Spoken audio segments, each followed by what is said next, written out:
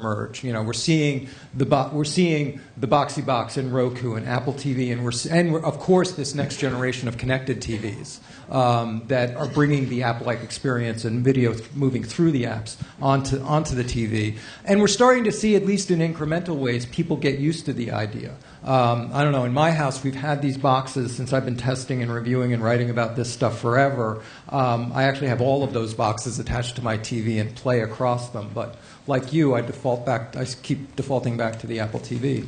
But what's really interesting is what business models start migrating here, and whether we really start seeing habitual patterns of viewing and business models and standardized advertising move across these platforms as well, and what opportunities they're going to offer for marketers. So to take up this fascinating look at this kind of convergence in the OTT phenomenon, we have an old friend of MediaPost and someone I think is familiar to a lot of you, Tim Hanlon, a former keynoter at an early OMA video show.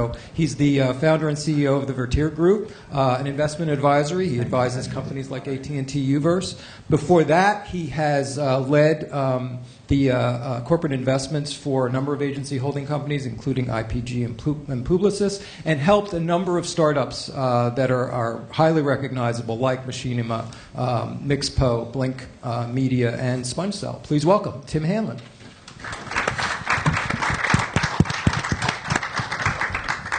Thank you very much, and especially for being here with full alacrity on a Sunday morning where it looks beautiful outside, and I think we'd all rather be.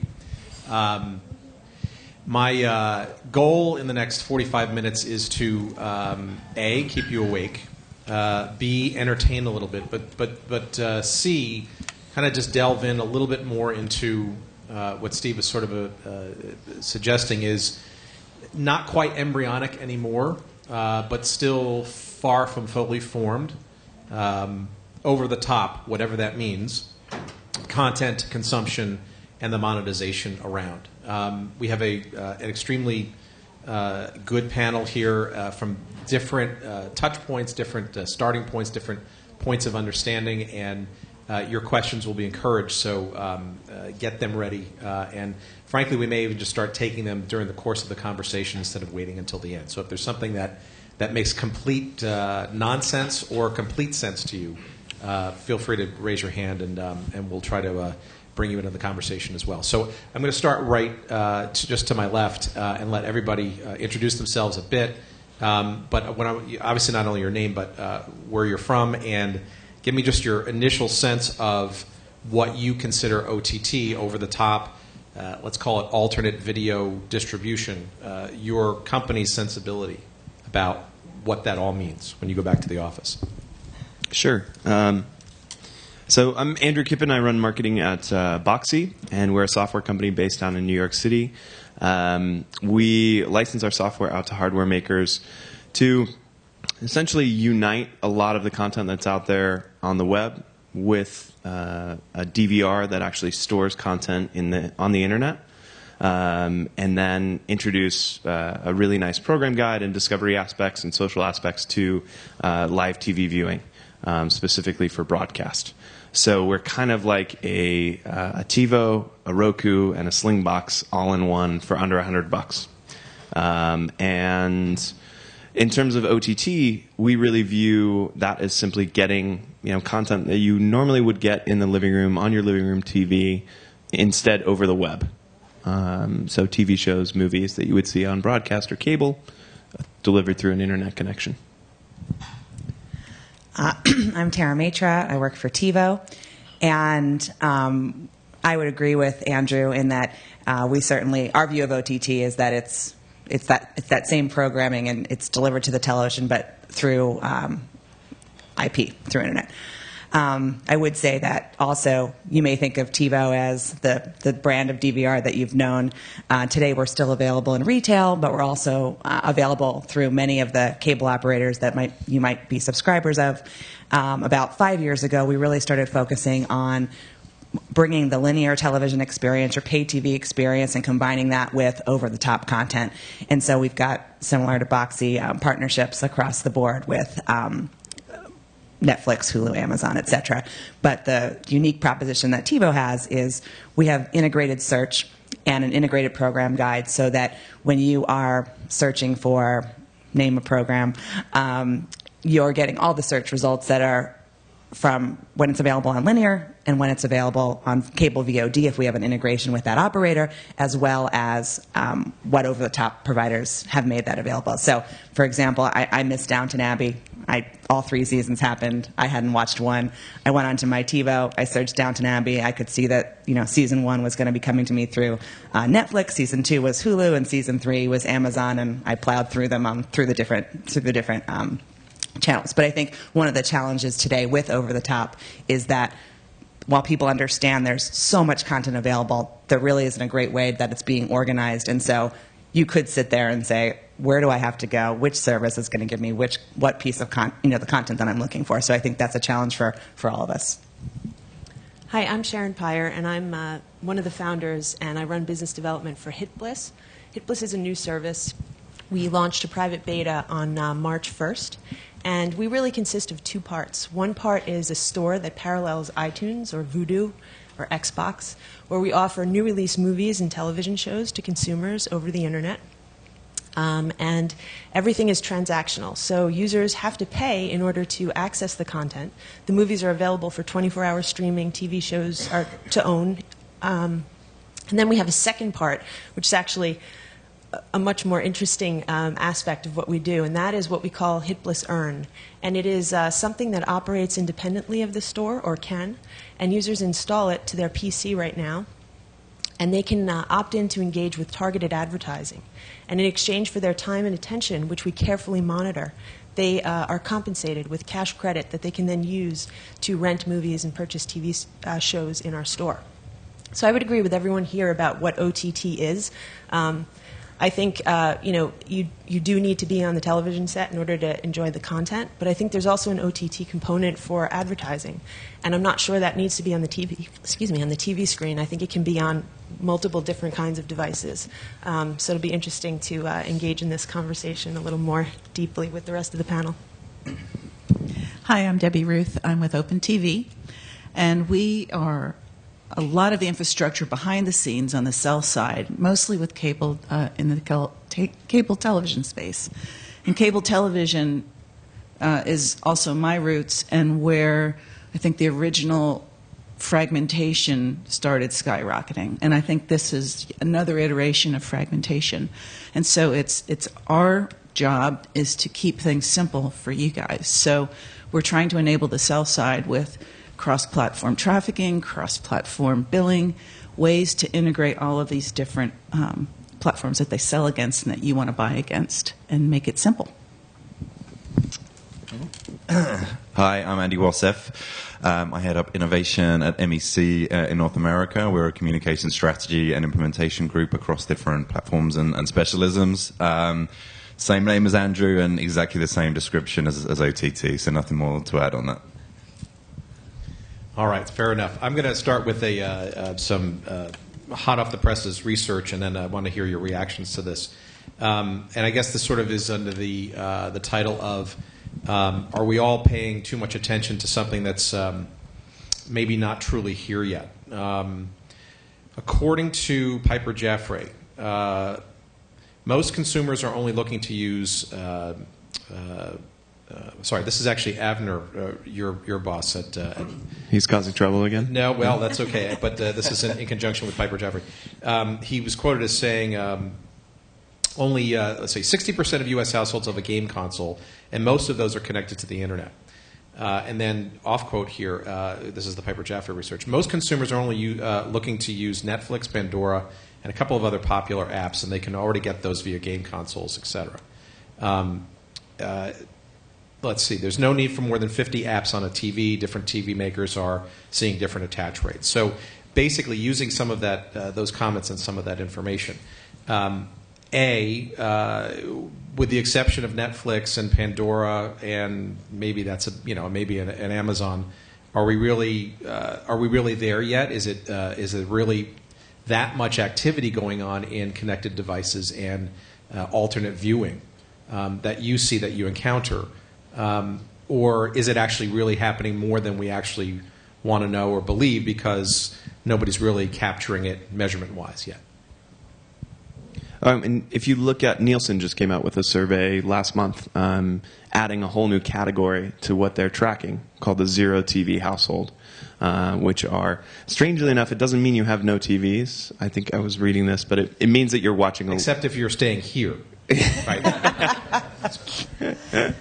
But it means that you're mainly watching content on a second screen, on a laptop, on a tablet, and that's certainly something that we see at Boxee is a ton of engagement on the second screen. So our device has a lot of second screen integration. We see about 47% of people engaging with content on the tablet. And then, an 87% attach rate for our internet DVR that lets people watch DVR content on all their different devices. As far as, aggregate numbers, so the zero TV households was 2 million. If you look at sales of, Boxees and Rokus and Apple TVs, we're somewhere close to probably 10 to 15 million total devices.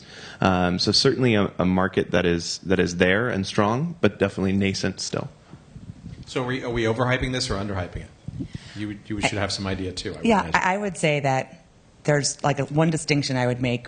There's a lot of talk about how much cord cutting is happening, versus how much usage is happening of over-the-top services. I would say cord cutting is still relatively limited, and that's what obviously cable operators want us to understand as well.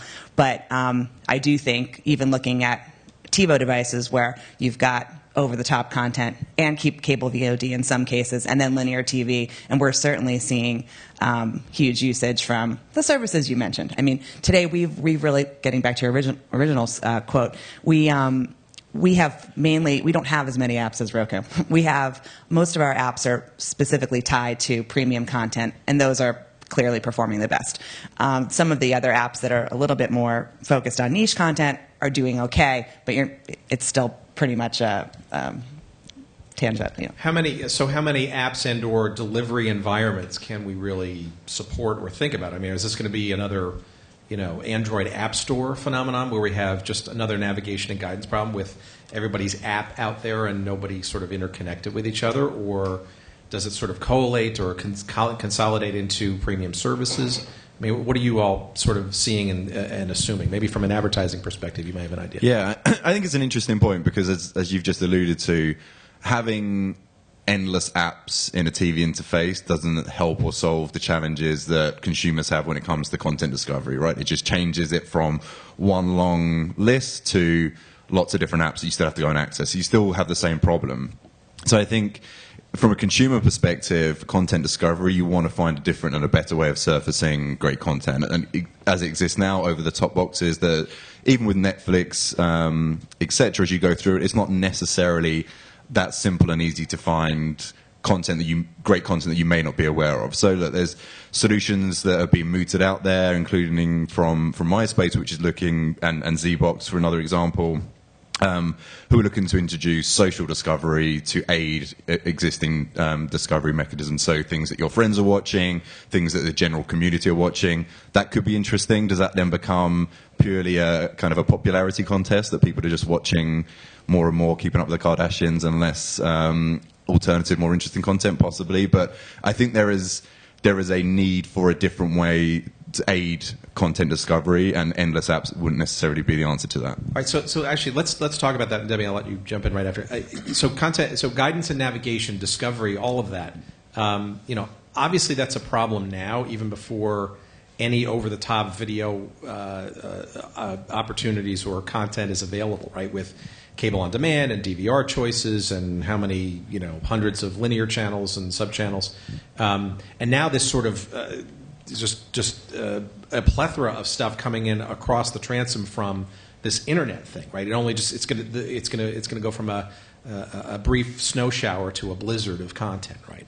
And we're kind of already over inundated with that too. Even within, to your point, a Netflix or an Amazon Video on Demand environment, and it's just simply just too much, right? And the good news is there's endless choice, right? From a consumer perspective, it's a wonderland, right? The bad news is there's too much choice. I mean, you're deer in headlights. Like, okay, where do I go? How do I do this? So, assuming that this is the signal, if you will, of an endless stream of content.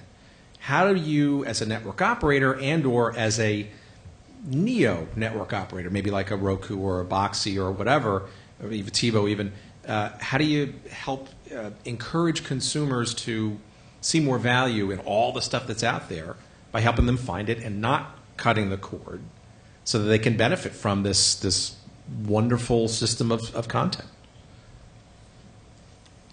Is that for me? Anybody. If I had the answer, I'd already be building a business model right now. I think one of the ways... So it's interesting, people talk about in the future, will we see the end of the relevance and the end of the strength of the big network brands in TV? And actually, arguably, well, one, when you look at the data, even in the US, but different parts of the world, the top 4 networks account for, in some markets, it's 75% of viewing. Even in the US, it's a good 40, 50%, I think. I can't remember the exact stat. Maybe that's inflating in the US. But I think there's a potential role for, whether it's those existing network brands like an NBC or an ABC, or whether it's someone else, to become a trusted curator of all that vastness of content out there. Because it is a genuine challenge. I find myself, even though I know I'm doing it, I end up spending more time searching through channels to find something than I do actually watching it. And I think having those brands that you trust, whether it's NBC, as I say, or whether it's somebody completely new out there, maybe that is YouTube, we'll see, somebody completely new in the space that helps you create not just content that's popular generally out there, but content that is more suited to deep understanding of your tastes and the types of things that you might be looking for in certain moods, all those kind of smart algorithms that we have online and continue to get smarter, applying that to TV content discovery. I think that is where we need to go.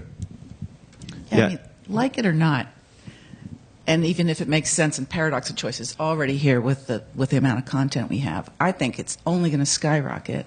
I mean, right now we have so many platforms, so apps to differentiate the platforms will drive apps. It's an exciting time, I think, to be in that space and to help make those discoveries, and there'll always be leaders in that, but I think it'll all eventually shake out and kind of re-aggregate down. But for now, it's exciting, and you will see super curators emerge, and you will see ways that it'll be tamed. But in the meantime, it's going to be, I think, kind of a nightmare for you guys, but really exciting for the space and the growth of the industry. The economics of it suggests that we'll see an explosion of crap content and then a limiting of really good high-quality content. So the likes of The Wire or Girls or Sopranos, or those types of shows, there's so much pressure on creating such incredibly high-quality content, but there'll be this growth on low-quality, maybe slightly mindless. I mean, I'm not being judgmental about, but Come on, name some names. I keep naming it. My girlfriend loves watching it, and I hate it. It's Keeping Up with the Kardashians. But, The Real Housewives of X, potentially anything on Bravo. And it's things that I like that she would hate to watch, and vice versa. But we're seeing, I was reading an interesting article in The Economist last week. There's a report on a Pew study on the newspaper industry, I think, or the press industry in the US, and the economic challenges on that industry and generally on publishers means that what we're seeing is a reduction in journalistic resources and content production resources in these companies, which is leading to them relying more on outsiders, questionable sources of information, maybe not fact checking. Local news the stat was. Only 20% of local news segments are over a minute long. So this is increasing, not necessarily, I don't want to say dumbing down, but there's so much pressure on these economic models that it creates a world where potentially we're creating more short bite-sized pieces of not necessarily that well thought through content, which I think is potentially dangerous for us as a society. But then on the flip side, you can see it as an opportunity for advertisers to potentially fill that gap. If they're doing it in a way that genuinely adds value for audiences and providing really smart and well-produced content, then maybe that is an opportunity for advertisers. 57 billion channels and nothing on. Go ahead. Well, there's content, and then there's apps and navigation and how you get through this world. And I think those are two separate things. And you're right, content does have its it's premium and it's not so premium. But then there's always the model of machinima that's arisen that's incredibly compelling. So I think you'll see more of that sort of thing as well, even on the content side. I was just going to add, the majority of television viewers in the U.S. are still viewing their TV, and the navigation is their cable operator's guide.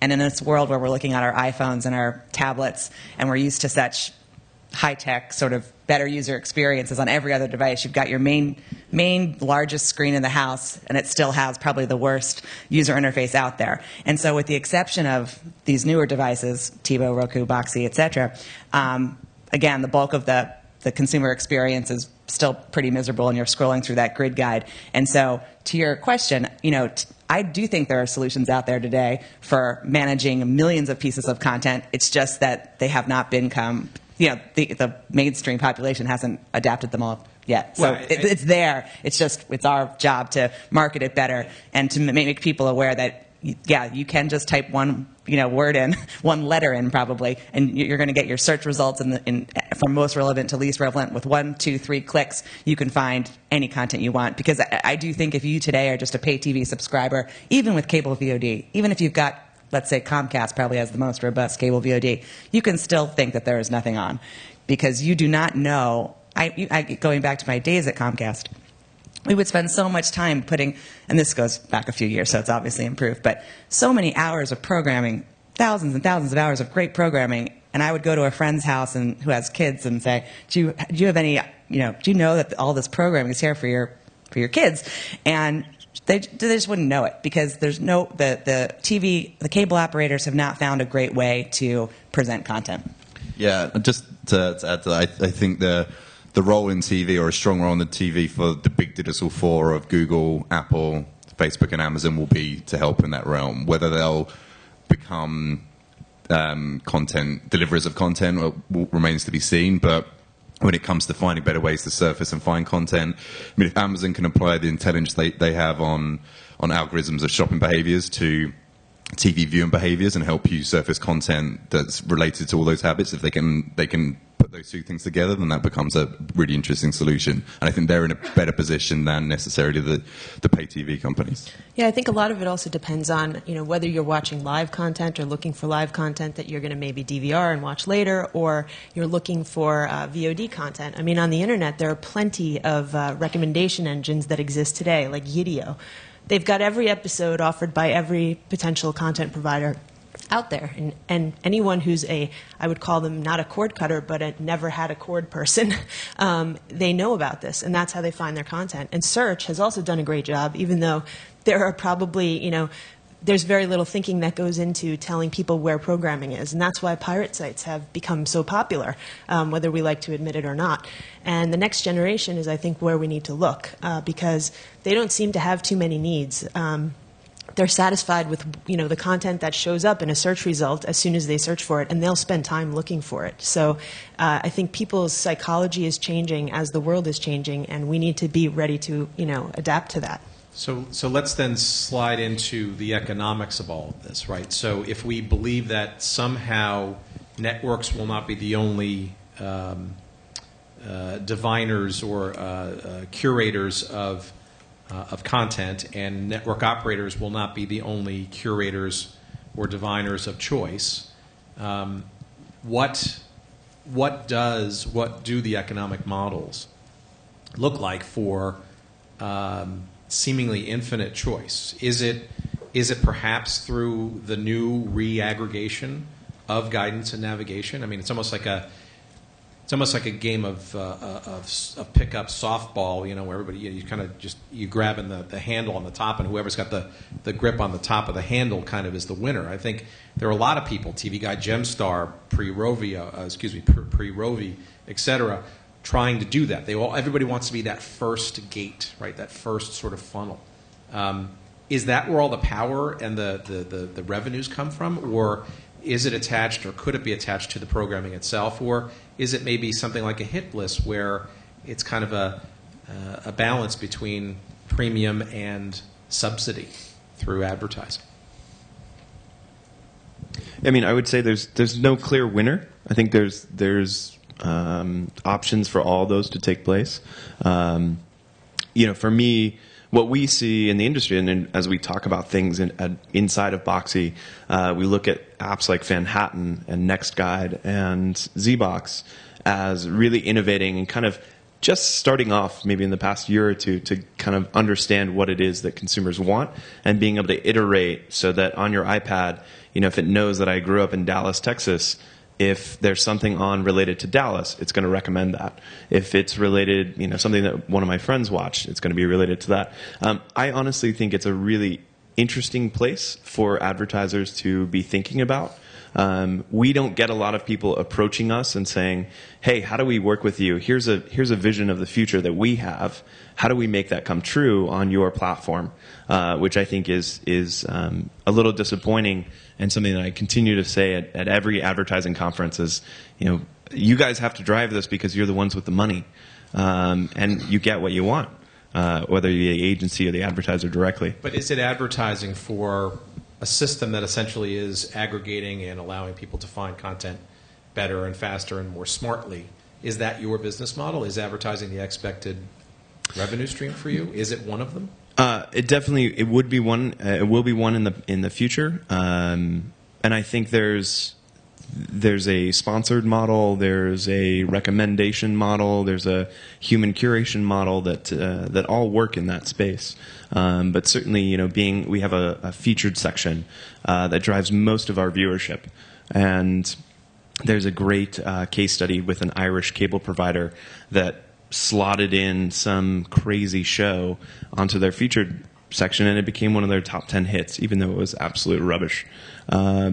So, people, you guys know this, people will watch what you put in front of them.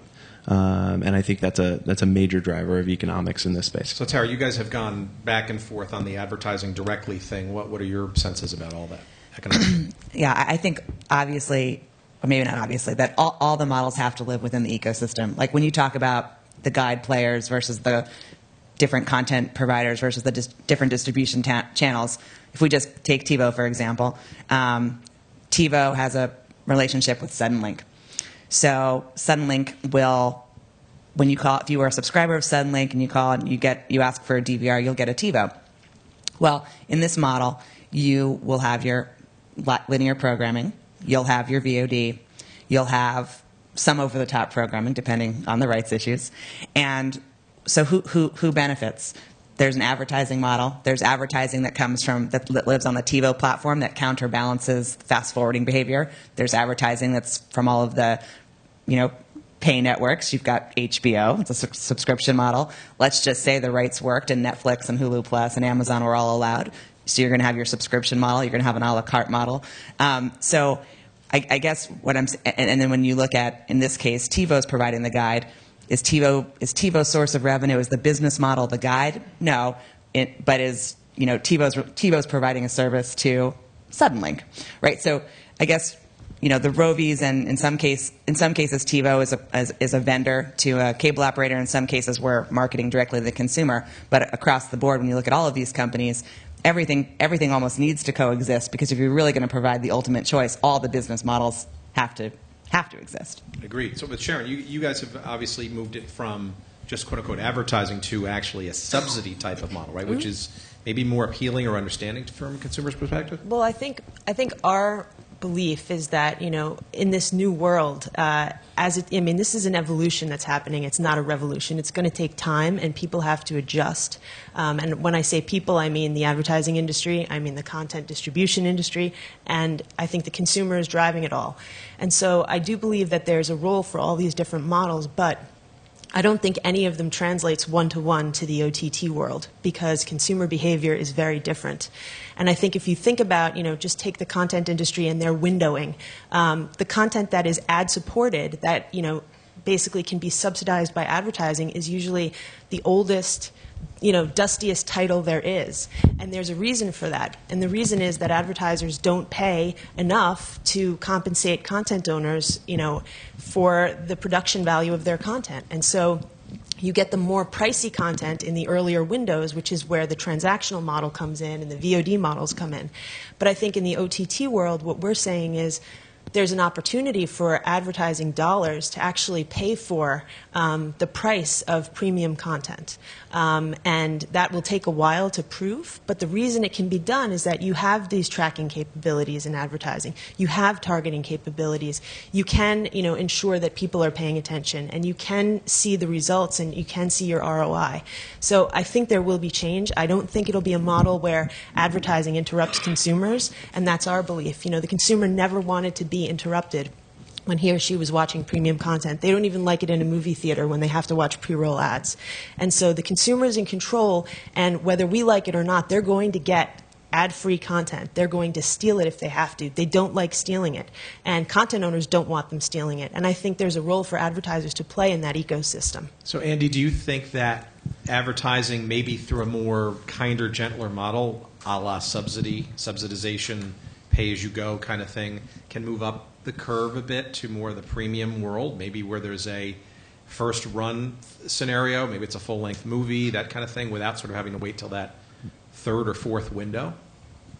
Are advertisers and agencies and marketers even prepared to maybe engage in that kind of different type of advertising environment? Yeah, I think we're open to any potentially better solutions than currently exist. So going back to a couple of things that have been said, I completely agree. It has to be a mixture of models. We can't rely on advertising for every single business model of every new company and startup out there.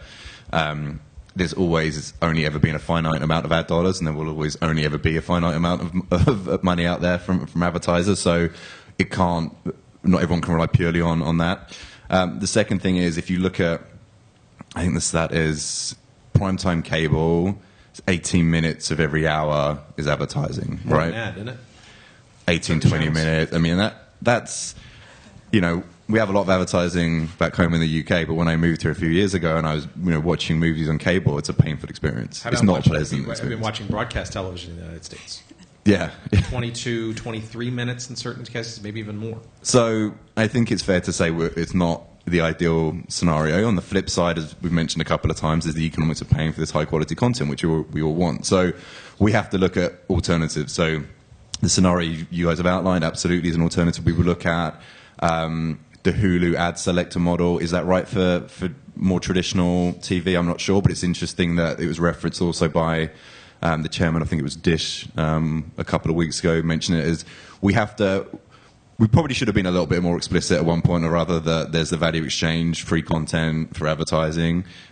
We didn't, but now we maybe need to go back at that and think about being a bit more explicit about that and say you're gonna have to see advertising if you want this content free or subsidized. So why don't you give us some signals that would tell us what's the most valuable type of communications from a brand? Different types of brand, different times in your life, or is it types of long? Would you rather see a 5-minute piece of branded content versus 15, 30-second spots, right? And give some more choice and options. Right, but it also skates you into a more transactional and or variable cost model versus a CPM scale kind of model, right? I see Sharon's head nodding vigorously. And I think the important thing to remember, too, in this whole kind of evolutionary process is that no content owner, whether they're in the news or they're producing TV content or movies, they do not want their content to be perceived as free, because it's not. It costs money to produce. And I think that advertising, at least we're getting this from our small base of beta users and some alpha testing that we've done with studios in the past. Consumers understand that content should have value, and they actually have no problem paying for it. But they may not like the price point that it's at right now. And if you give them an alternative to basically earn that money quickly and conveniently in a way that's enjoyable for them, watch a couple ads on my phone, watch a couple ads on my handheld, my other handheld device, whenever it's convenient for me, bank the money, go home, turn on my TV, be it TiVo or Boxee or what have you, and use my balance to pay for that top show that's the #1 pirated HBO show right now. I'm happy to do that because I don't like stealing. I really don't. I just do it because I can't find anything else on my schedule. Yeah, and I think that's interesting. Whether that on its own will be able to fund all TV content produced, I don't think it will. Probably not. No. So it's one of a few models. Right. The challenge with that we find is then clients start saying, okay, well, that's an incentivized view. So, and we, look, we argue this all the time. A pre-roll that's not skippable, is that any better or worse than an incentivized engagement or view?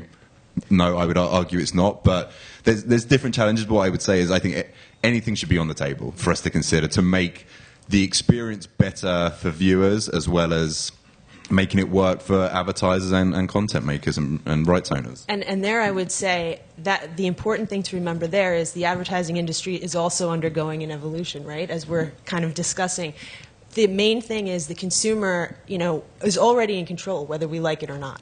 And if that's what the consumer wants, then we need to adapt to that and find ways of making sure that even if you call it an incentivized view, that it works for you. And when it works for you, what we're finding is it works for you when it works for the consumer.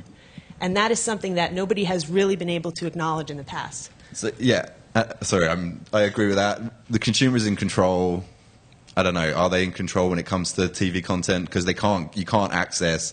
If you cut the cord, there's a lot of things that you can't access. And you can't get around that. And the cable companies are dominant in this relationship, and they continue to be dominant. And they're using that power to hold off some of the challenges to get to a point where they can develop proper TV everywhere solutions, right? So before more consumers do find a way around them, before that tiny leak becomes a serious flood. But I think when it comes to the access to broad access to TV content, I still think that consumers isn't necessarily in control. I think the cable companies are still in control right now. Now maybe, but again, there's the never had cord generation, and that's the threat. Because they never had cords. Yeah, I'm not sure that these are necessarily mutually exclusive. I think it's just that all kind of merges in one. But I will ask one sort of last point, and then I want to ask a couple of questions from the audience.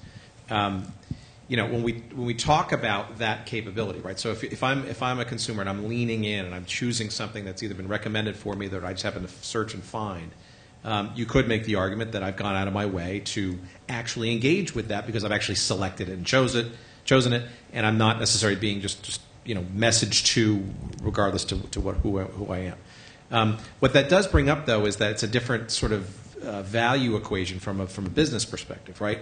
If you're doing the CPM thing, a lot of it's the Nielsen rating and or equivalence, right? When you're talking about session-based stuff, it's a whole different ball of wax, which tends to sound a lot like the IP display advertising thing that we've painfully gone through for the last decade or so. So I guess my question is that with new metrics of viewing, what are the currencies going forward? I would argue that there are actually multiple currencies and that the Nielsen sampling is part of it, but it probably needs to be supplemented and then some by a whole bunch of other things that account for this kind of new formatting. No? Go ahead, Tara. I can speak about. Nielsen's probably going to be the currency for some period of time. Maybe, I don't know. Hopefully not for the next 50 years, but we'll see. But there's a company that TIVO works with, that TIVO acquired, called TRA. And basically, TRA matches TV viewership with purchasing data. So we can see what TV households, what ads they've been exposed to, and then what they're actually buying.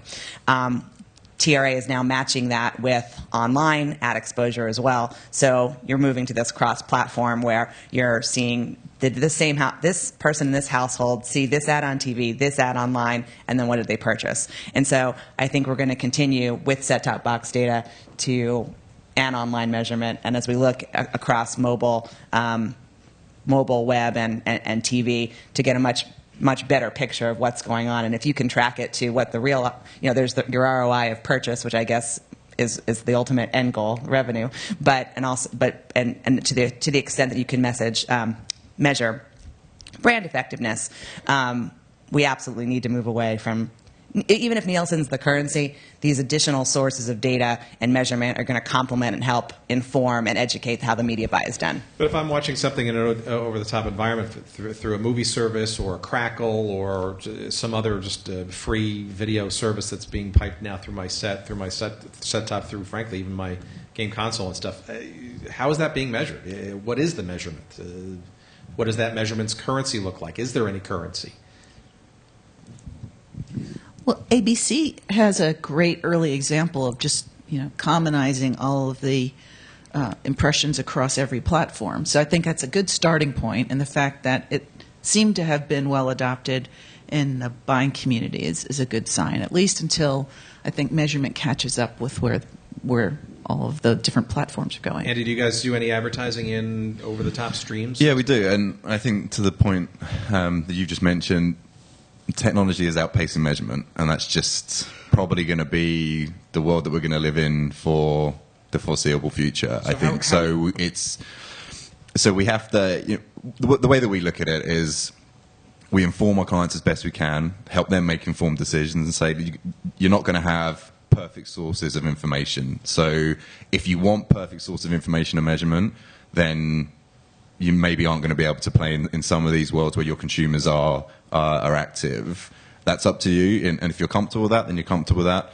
Or you're going to have to make a little bit of a leap of faith. You're going to have to make a little bit of a jump. How are you buying it now, then? How do you evaluate, say, an advertising campaign on a Crackle or whatever? Is it through third parties and ad networks? Is it? Yeah, I mean, you've got Videology up there. They're doing a lot of it, adding it to multi-screen campaigns. Collective are doing the same. We buy directly with the likes of Yumi and Tremor, etc. as well. But the measurement isn't perfect. It's hard to see it. You don't want to see it in isolation, which of course is a challenge. There's big challenges when you look at brand research studies, and I'll put my prejudices to the side when it comes to some of those. But there's big challenges there, and clients will see those studies and kind of say, "Yeah, okay, 3% lift in something. I've never seen one that doesn't go upwards, so I'm not sure how to take that." So it's difficult. It is difficult. The reality is people are watching some video through over the top. The other reality is that even if we wanted to tomorrow have all video be delivered over the top and on demand, we don't have the infrastructure and bandwidth to be able to do it anyway. So it remains a portion of viewing, and it remain a portion of TV ad dollars. I think I was thinking this morning as I was preparing for this a little bit, and yesterday somebody had made a comment about, I think it was Chris from Nielsen, about if you have an undifferentiated product, then it ends up being a race to the bottom in terms of pricing. And the danger for the multiple strands of digital video is that advertisers can look at it and say, how is that different to what I get through TV? And we use things like, oh, okay, yeah, you're going to reach a light TV viewer that you can't reach through TV. Okay, yeah, there's arguments for that. There's arguments that maybe it's more effective, but it looks and smells a lot like TV advertising, and so it's naturally going to be compared to TV advertising. If it seems undifferentiated, then that it puts it in puts us in a difficult You may position. be right, but it's just easier to do it this way, kind of mindset, which is unfortunate. And all right, we can go on forever, which I'm sure nobody in this room wants us to do. But I do want to see if there are one or two questions before we wrap up, because I'm sure we did not answer everything accordingly and correctly. So please, thank you. Matt Borshire from the Media Kitchen.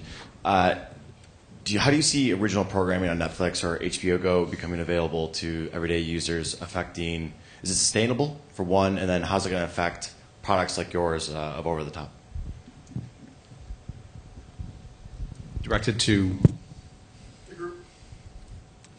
I mean, if Netflix just paid X number of millions of dollars for House of Cards, I don't think it's going to be available to you outside of Netflix.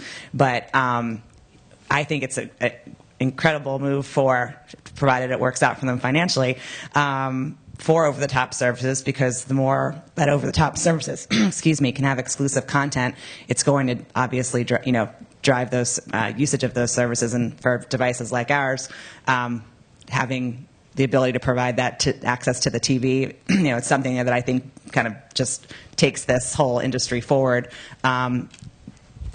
For the consumer, I still don't think that the consumer necessarily is missing out, because fortunately a lot of these services are affordable. So if anything, it might hurt the pay TV services, because if you started to say, like, wow, House of Cards, there's a bunch of programs that Netflix has, and so does Hulu and a few others, you could cobble together those over-the-top services and get a device that provides that, and maybe your consumer experience and then the price you pay for programming for over-the-top services ends up being a better alternative than to pay TV. So I do think a lot of it's windowing, as you mentioned before. And as an example, House of Cards, from what I understand, is going to be out on DVD next month, right? So that's just windowing, right? And I think a lot of what we've been talking about here, sort of the subtext of it is, how do the windows evolve where everybody gets paid? And advertising clearly is part of that. Subsidy is part of that. Subscription is part of that. Pay per is part of that. I just think it's really an exercise in windowing, and maybe that's where some of those answers lie. Do we have maybe one more question? One brave soul to kind of send us out on a high note. I wanted to ask about hardware, and particularly we didn't. Oh, yep. Sorry. Go ahead. I'm sorry. Go ahead. Rachel Andreas from MEC. So I know that right now there are limitations to the targeting on connected TV platforms, and in a lot of cases the only way you can really get a gauge on what audience you're reaching is by layering census data or IP addresses. So I wondered if you guys have any predictions on advancements in targeting and how we would go about getting that. So from Boxee's side, in terms of targeting, most of our users have signed up with a Facebook profile, so we're able to track a lot of their data that way. And then we're also working on, in our cloud DVR service, past the C3 window, doing dynamic ad insertion. A lot of that will happen with the broadcasters themselves, but where there's extra inventory, we're working on developing an ad solution there with robust targeting. With HitBliss Earn, our product is an app. You install it, and when you install it, you as a user can opt in for targeting. The more you opt in for, so that includes your web search history, your browsing history, your demographic information, the faster you earn. And the way we've engineered the privacy, and we've actually been out and we have incorporated feedback from the major privacy advocates out there, EFF, FTC, CDT. The way it works is all of the information that gets pulled in from your browser into the app stays only on your app, on your device. And then advertisers have a console where they say, I would like to reach anybody who searched for X, Y, or Z in the last 30 days, who is female, male, resides in this part of the world. And we then send the advertiser's criteria to the user's app on their device. And the user's app looks at the advertiser's criteria and says, yes, there is a match, or no, there is not. If there is a match, the user receives the message. If there is not, the user does not. The advertiser never sees the user's data. We never see the user's data. And all of the user's personal data reside exclusively on their device, where they use it for their own benefit. As a result, advertisers can target very, very granularly. They get up-to-date, real-time results on how extensively the people who matched on their criteria are consuming their message, and users' privacy can never be violated. Even in linear, there's technology now. Our company provides a product called Visibility, which enables cable operators and anybody who uses it for addressability, for interactivity, for VOD ad insertion, anything like that, which combines multiple databases, including the own customer base of that provider. My only suggestion on that one is that I would look at anything that's happening in online, the digital display world, et cetera, as a proverbial dress rehearsal for the quote-unquote television world, right? So it's already starting to happen with online video and RTB for video and those kinds of things, but a lot of what we've been talking here is that video simply just being delivered and consumed not in a desktop environment, right? Television, console, TV consoles, et cetera. So I would follow that privacy and that data issue that's seemingly just in the online world, because that literally is setting the table for what can and cannot be done or will be done in the television world. Did you want to? Actually, yeah. I wanted to ask about hardware and the role of Samsung, Apple, and Microsoft. We didn't talk a lot about game console as a main conduit for this. But what do these guys want, and how do they fit into this ecosystem? Samsung already has an advertising network that moves across its apps onto connected TV and has a content head that it got from AOL. Microsoft increasingly upping the game of its apps on its console. Now we have this layer of hardware providers who have established networks elsewhere who want to be a part of this. How do they disrupt or play a role here? It's like that last grasp of the fungo bat, right? They want to be sort of the first ones, maybe? Well, I think for the consumer, it's always been the same in the sense of they'll go for, whatever is cost effective, but what also is convenient. And so different consumers have different tastes. Xbox has the gaming community. Samsung has, different demographics. I think if you're an app developer like we are, what we look at is, are we differentiated? And yes, Samsung has an ad network, but it's nothing like what we can do in terms of advertising.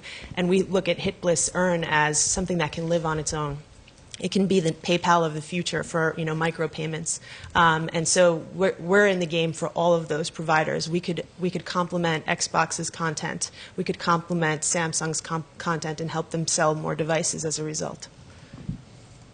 It's almost like a paywall model in some respects for exactly. Tim, panel, thank you very much. Thank you very much. Excellent. Thanks, guys. I'm going to ask Prezia to come up with her panel.